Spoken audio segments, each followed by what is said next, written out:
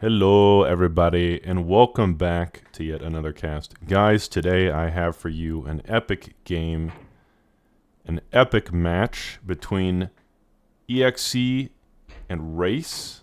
I did that backwards. This is Race, this is EXE on one of my favorite maps to cast, Escalated Chili Rivers. Now, Race is potentially the best player on a map like this that's very huge. This map is technically designed for like a 4v4, 3v3 or 4v4.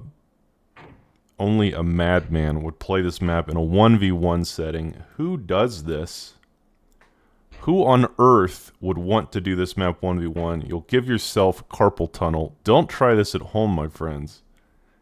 But I am super excited for this because this match is actually happening live. I just happened to hop in to the TA Forever client, and lo and behold, what do I find but a live match between two absolute legends.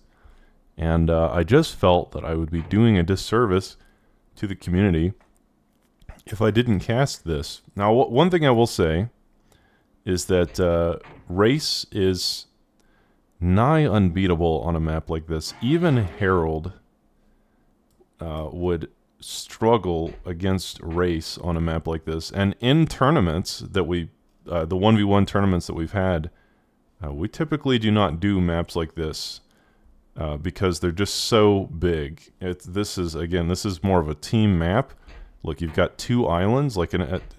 Each island could fit it's kind of like an entire battlefield in itself. So, an entire player's eco could be fueled by this island, and there's an island here in the south as well. So, this is a huge map for a 1v1, and the game is live, so I have no idea how it turns out. I have no idea if it's going to be a banger or if it's going to be a stomp. It can go either way. You just never know with these two. These two, I've casted many of their games, but they are absolute legends on this channel, and I'm very happy to bring you another cast between these two. But guys, before we jump into the game, go ahead and hop into my Discord if you want to be part of my community. We're playing games almost every day, and I do end up casting a lot of the games we play. We have players of all skill levels, so we'd love to have you. We'd love to have you as part of the community, and I would love to see you there. I will put the link in the description. Thank you, everybody who is part of my community. I appreciate all of you, and I hope to see you there. So, regarding this match, EXE going ARM, Race going Core. Race seems to be a little upset that EXE sent a Pee-wee all the way to his side of the map. It's a bit of disgusting Russian behavior, I do have to say. But Race with the StarCraft Micro here, pulling the weasels in and out. Not quite enough. Not quite good enough to save both of them. I actually watch in my spare time some Warcraft 3. So talk about micro-oriented. That game is completely micro.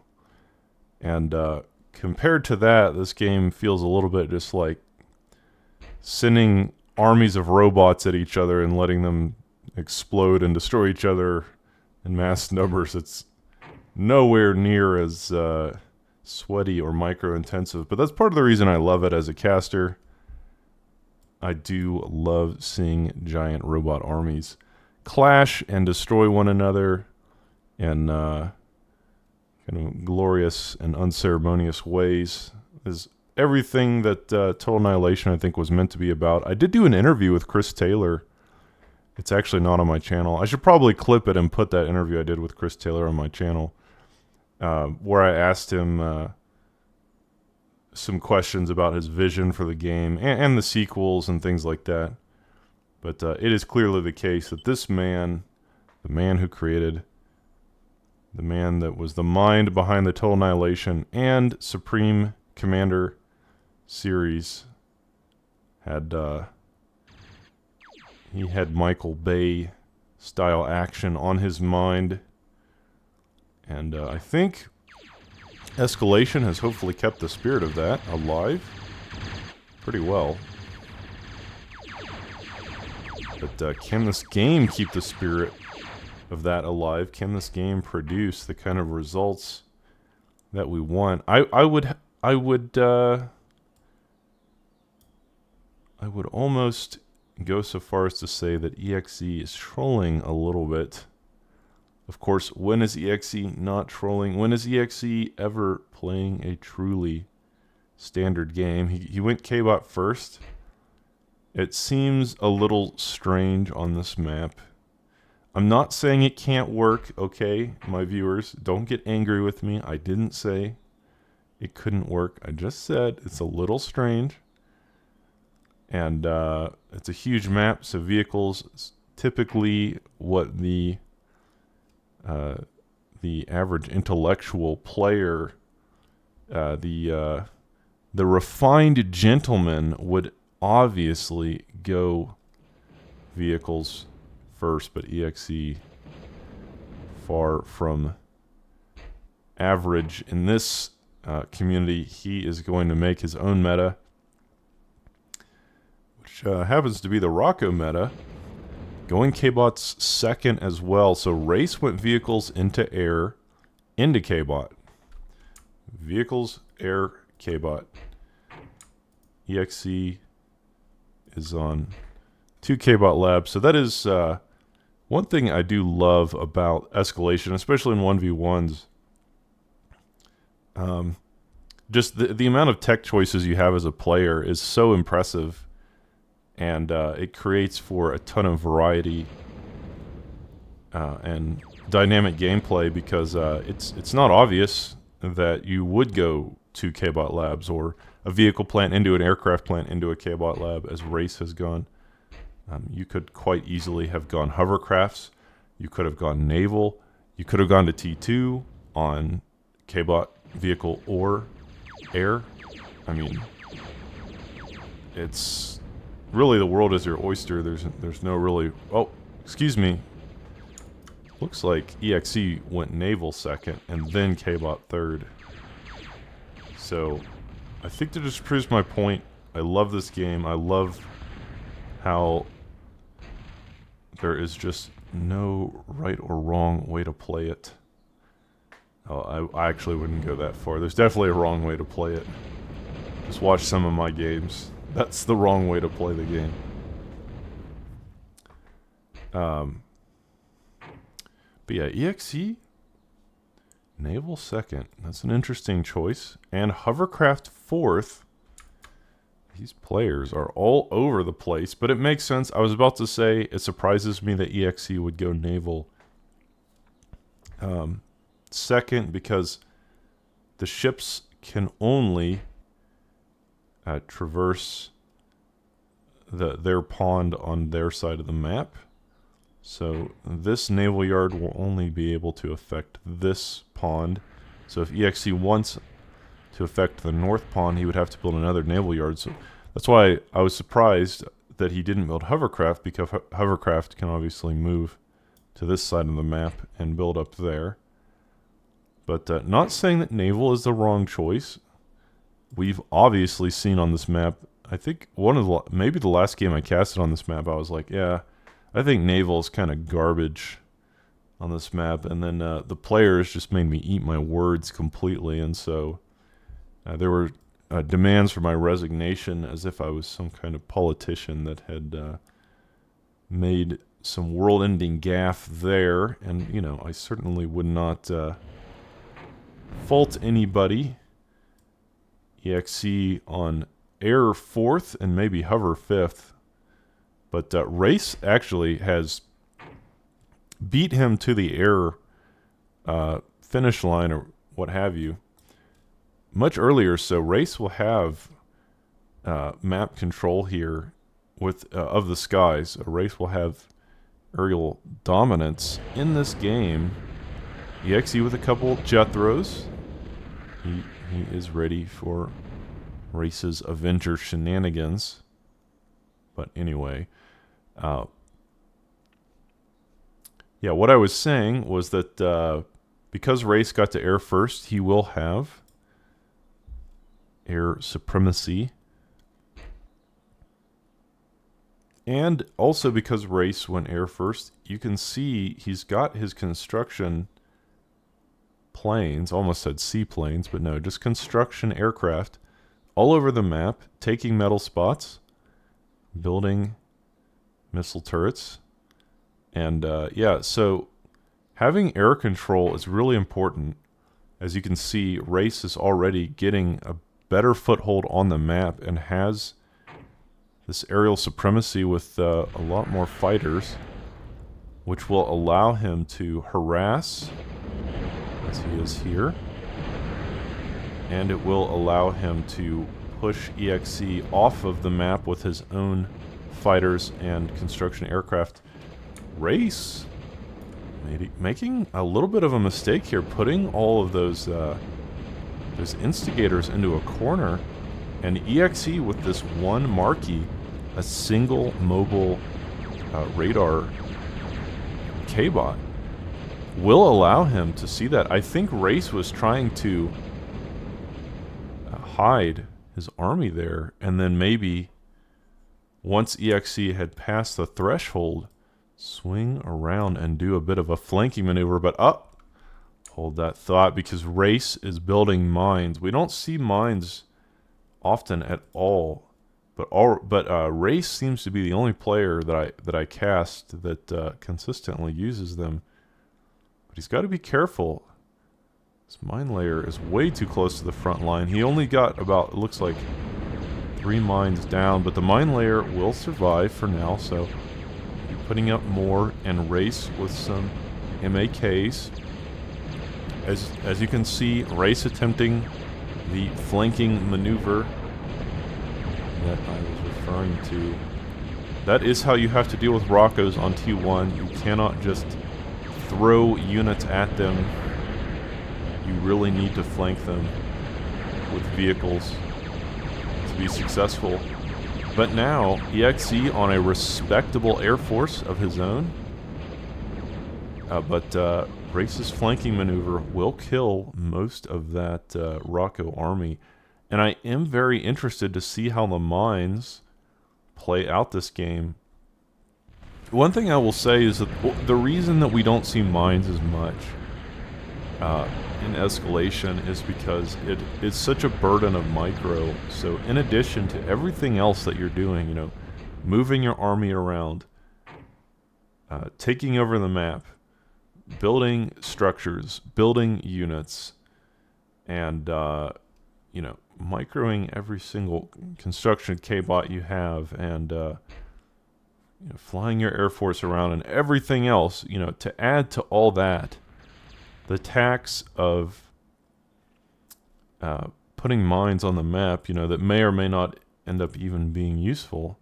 You know, even Race, you can see, he's got this mine layer, but he's only built 3 mines with it because there's just so much going on. And I think the average player probably just doesn't have the APM, actions per minute, to really be able to utilize these mine layers properly.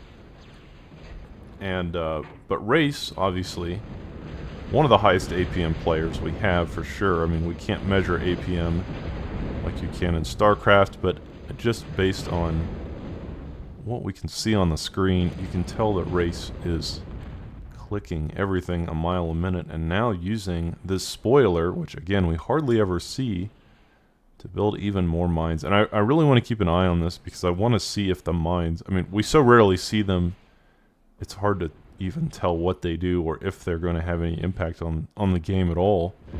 They build super quickly though. I mean, the mines build like almost instantly. The issue is just having to, you know, build them and manually put each one down. There are commands you can do to space out your buildings.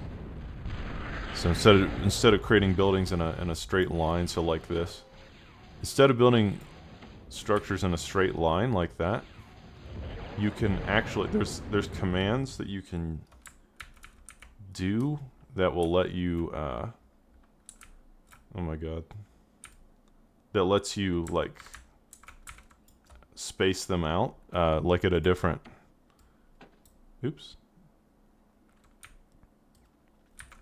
Yeah, like this. Wait, no, maybe I screwed it up. I don't know. See, I don't know how to do it, but anyway, there is a way with the with this TA hook feature to space out your structures so that instead of building in a line, you're kind of putting space between each building. Answers in the chat if anyone knows how to do that, just with the default commands. But that is something you could do to maximize your mine placement. You obviously don't want to put all your mines in a straight line because then they'll all explode together. You want to put space between them to be efficient. So if Race knows how to do that, he could certainly make a minefield that becomes quite impressive. But speaking of impressive, EXE with some well-placed heavy laser towers, and I think this should be enough to stop this invading force. I think I missed that, guys. I apologize. I missed the aerial combat that was happening on the east, as I think... Oh no, I take that back. I was going to say that EXE and Race's fighters got into an engagement, but no, that is not what happened. It could have just been Race's fighters killing air cons. But like I said, EXE with some well-placed sentinels stopping that push in its tracks. It will take out one mech, but nothing too devastating right now. But let's check on Race's mines. As you can see, he's got a nice line of them here. Maybe building more. I'm not sure where his spotter went.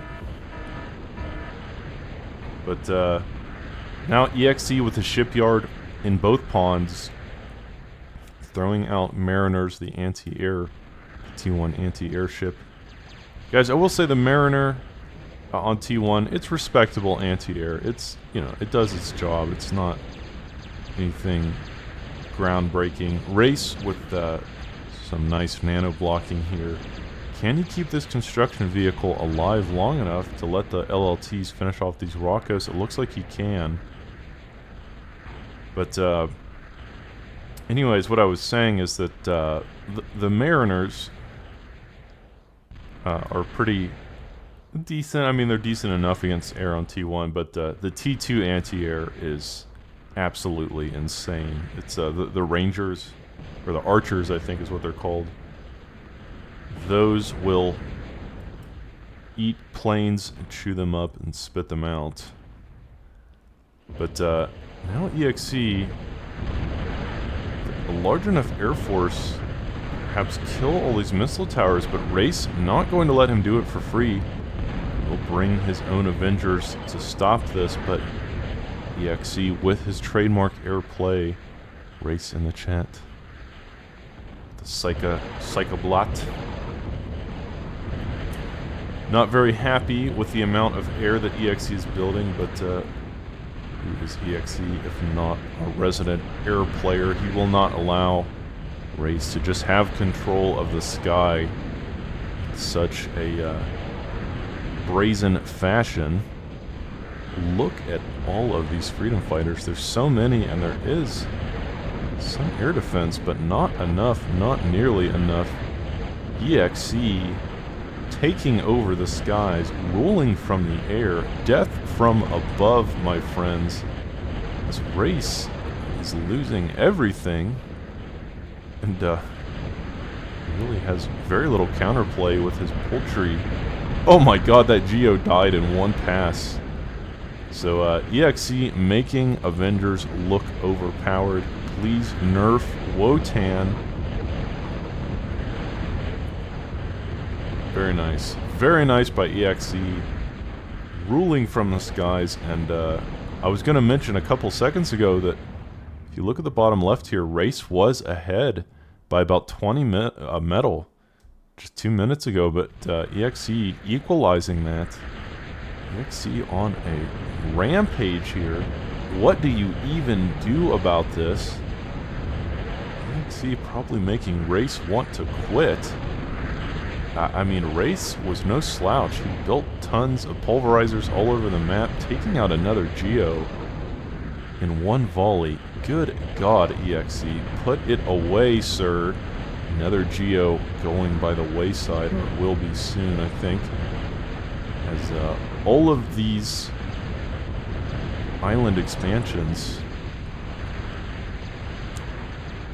have been decimated by EXE, and now EXE pushing through the northeastern side with hovercrafts. So EXE in a very commanding position here. The game is nowhere near over, as both players are almost dead even economically. But EXE definitely, I feel, has all of the momentum in this game, and momentum is incredibly important. This explains the air power. 4 factories, 4 air plants, pumping out Avengers. Mach speed.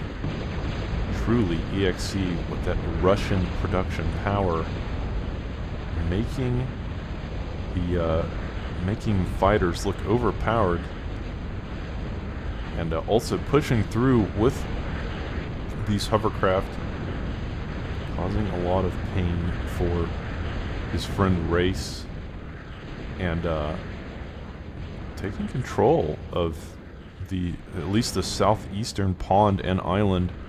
The northeastern, or excuse me, the northwestern pond is a little bit more contested, but EXE still applying pressure with these 2 Mariners.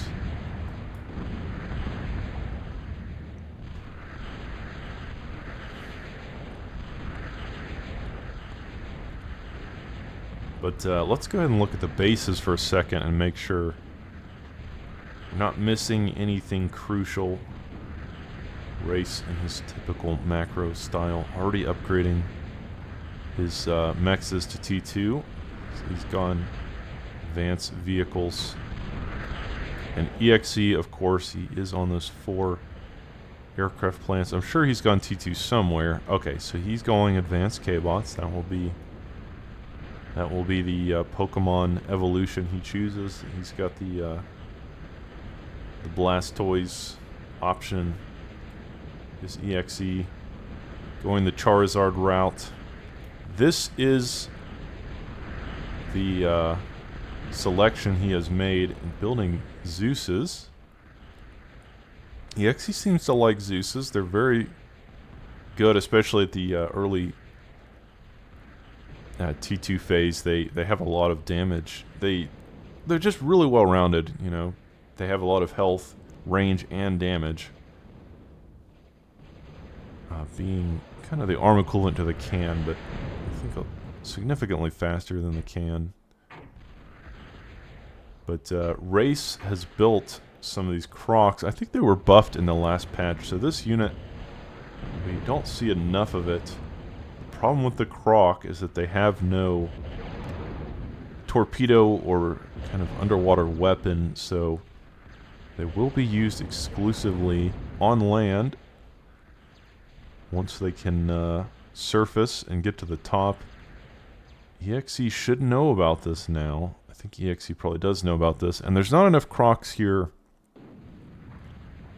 to really create a world-ending emergency. This does look like it was only a small raiding party. EXE will catch that. But the question is whether EXE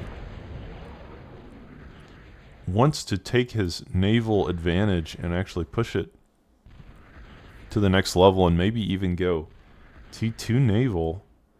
Oh, it looks like he does. EXE already building an advanced shipyard, so that was my question. It looks like it has now been answered. EXE going into T2 Naval in this epic 1v1 that has so far been very, very impressive.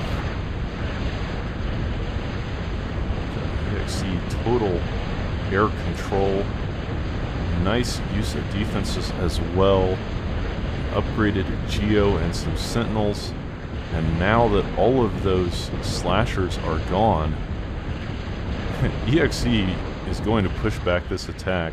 The Zeus is definitely contributing as well. I don't want to underplay how effective these Zeuses are. At this stage of the game, they are simply beast mode. Again, able to take and push out tons of damage. But, EXE attempting his own little push. It doesn't look like it's going to be very successful. Race was prepared, and EXE needs to decide if he wants to send these Zeuses home. They are getting surrounded here. So Race loves his flanking maneuvers. I think he will catch this army of Zeuses that EXE may have just forgot about. EXE still with control of the sea, but he only has an advanced shipyard in the top pond, not the bottom pond. Zeuses attempting to get what damage they can done, but I can almost guarantee that Race has more production facilities. He loves spamming out tons of units, T1 and T2.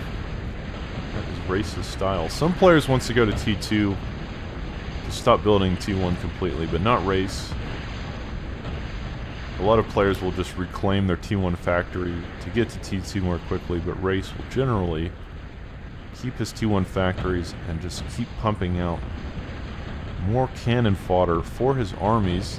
Look at all of these freedom fighters. Good lord, there's probably at least 100. They look a little bit like flies or mosquitoes or something, or birds.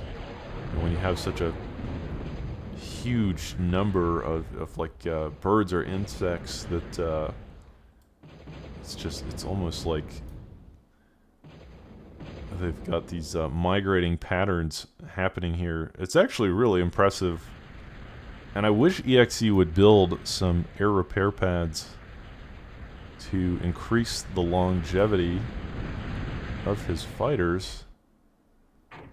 But despite that, I was gonna say Race has not built any naval at all, but he has finally transitioned into the shipyard for the first time this game. I don't think he's built any ships at all. EXE has really been the only player taking that naval route.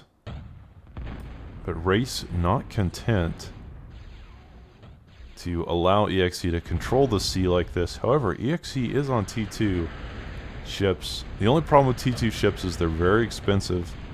So EXE will have to make gigantic investment.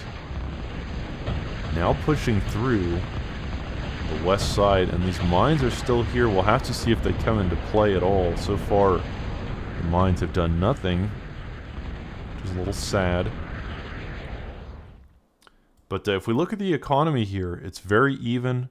Race a tiny bit ahead, but nothing insurmountable. It's almost not even relevant at this point in the game. Race does need to start building some flak, though. He just can't let EXE control the skies like this. Slashers just aren't going to cut it. EXE with firm control of the air and a few mobile flak vehicles could definitely change that, but again, I don't think Slasher's going to be quite enough. But Race doing what he is known, doing what he is best at, and simply overwhelming EXE's base with raw firepower and armor. A truly terrifying funeral procession. tanks and storms and some anti-air mixed in. Does EXE have enough to stop this? I think he does. With the Fidos and the Zeuses and a few bulwarks for good measure. He will be able to stop this, but it just feels like every time Race attacks, it's getting a little bit further into EXE's base. EXE sort of reeling from these attacks. He needs to take these constructors and just kind of reclaim all of this stuff and then rebuild his Maginot Line there. That would help a lot. Because Race's pressure definitely will not be ending anytime soon. As that Race just loves to ramp up the pressure slowly and then will eventually crush you under it. Usually transitioning to T3. If he can't kill you with just Goliaths and various armies of T1 units, he will transition to T3 and then start killing you with behemoths and mammoths and whatever other insanely powerful and tanky nightmares that you can possibly dream up. But EXE has done a pretty decent job this game of protecting himself. Now, finally going into T2 air, I'm surprised that it's taken him this long, over 30 minutes to even get there. He does have his trademark bombing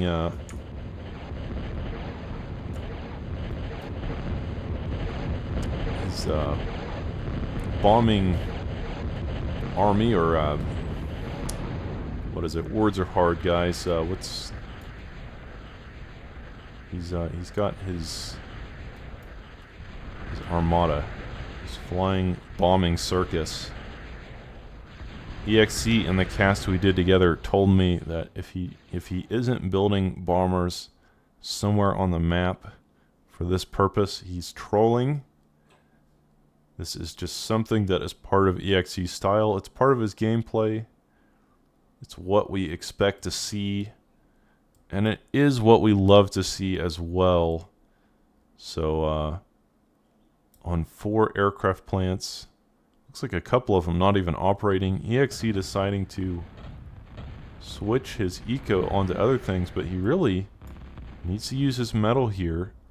Maybe he should keep all the plants producing so that he can use his resources. It is extremely difficult to use your metal on a map like this, guys. It's in a 1v1 on a map designed for a 4v4. There is way too much to worry about for a single human being. It will tax you to your physical and mental limits. So it is difficult to actually keep your economy as efficient as it possibly could be. That is one advantage to the bigger team games, is having 4 players to manage all of this surface area will allow you to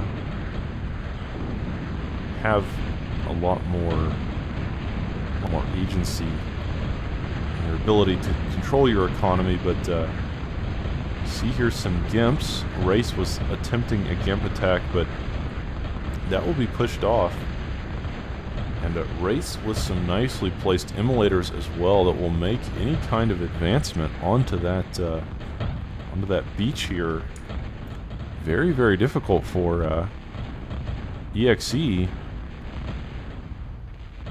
as this is truly shaping up to be the macro game of the century. This game looks like it may go the distance, and at this point I cannot predict who will win. The players are, I'd say, about dead even. I don't give a huge advantage to either player. EXE does have the southeast island, and he is going for T2 hovers here. But Race's economy is still stronger because even though EXE technically has more metal, Race is infamous for his ability to upgrade all of his eco extremely efficiently. So right now both players very even, but I can almost guarantee you that Race will be going to T3 first. But EXE still has control of the sky here, and the Northwest Island still contested, neither player firmly ahead. EXE on this advanced shipyard, but he hasn't made too much with it. Only a couple of archers. But now Race attempting to take control of the sea here. And these archers are going to be basically useless against the hovercraft. EXE not even microing them, letting them take free hits from the enforcers. I think this will catch EXE a little bit off guard. He may not have even known that Race was on Naval. So EXE needs to be careful. Maybe he's pumping out some executioners. Battles happening in the southeast corner of the map. Gimps coming through, but I don't think they're going to achieve too much with these floating light laser towers and Avengers. And of course, Harpoon there as well. These Gimps will achieve, I think, almost nothing. There's action happening all over the map as EXE pushing through the middle as well with a nice squadron of hovercraft. It looks to be about 20. Of course, a lot of this is just anti-air, so that won't be super effective against what's on the ground, but there's a decent amount of Anacondas. And EXE will at the very least get some damage done, but another push moving through the southwest, and EXE with some nice bulwark placement and sentinels and mavericks will cut this push off at the knees. I don't think that's going to get anywhere, but in the meantime, EXE's push finding much more traction, making it through the middle, doing some serious damage, and giving EXE some scouting information as well. He's doing his best to stop this before it can truly inflict devastating or game-ending damage on his base. That would be a horrifying situation to let T1 hovercraft do this to you. Already a few Mohos have been killed, and Fidos as well, and Race really needs to keep EXE away from his eco. These Moho metal makers are super fragile. EXE definitely now in the driver's seat. He's got an advantage here, taking out another Moho, working on this hovercraft platform. It doesn't look like he will quite get it, but EXE with a very effective push of hovers and Fidos. And now, where did all of these Crusaders come from? I don't even know where EXE got these. I feel like he's maybe hacking. Suddenly EXE with a huge group of Crusaders pushing Race back in the northern pond, where there has been a naval battle raging for a while now. So the game continues to deliver as we see land, sea, and air combat all raging simultaneously every corner of the map. EXE pushing through with Mavericks here and Zeus's. Race may be on his last legs. It's surprising to see Race struggle this much. Typically Race is very good in this scenario where it's just a battle of production. But EXE seems like he's outproducing Race. Race has so many units, but EXE, great counters, Zeus's and Mavericks and Hovercraft, but Race is gathering his forces, coming in with a flank of Pyros. These are the new upgraded Goliaths. You can see they've got some kind of a special design so that you can see that they're T2. And these will have more health than a regular Goliath, so Race is slowly upgrading his army. But does he have enough to stop EXE? He's also pushing through the top here.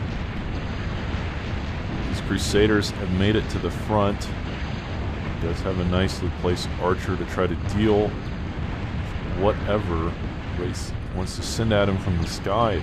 And it does look like EXE will take control of the northern pond. He already has control of the southern pond, using his destroyers to shell the coastline and perhaps finding an opening even. The Goliaths are very powerful, but they are also very slow. EXE with a much more mobile army of spiders and Zeus. Oh man, this is looking terrible for Wraith. I really thought this game would go on a lot longer than it actually has. But now, the Moho Metal Makers, they will, yeah. Very nicely played by EXE. Just taking control of the side islands and the side ponds. And then pushing, using his advantage, using the fact that he owns these ponds to create entrances with hovercraft going around the defenses. Very nicely played by EXE, and we have to also mention that aerial control was just out of this world. The Avengers and all of the... I don't even... There may have been a bombing run, guys. I apologize if I missed it. There was so much going on. But, yeah, we definitely can't forget the amount of damage these freedom fighters did. So, great game between these two players, but EXE will pull that one out. And I'll see if they play any more. I would love to cast some more 1v1s between these guys. So thank you everybody for watching, and I will see you in the next cast.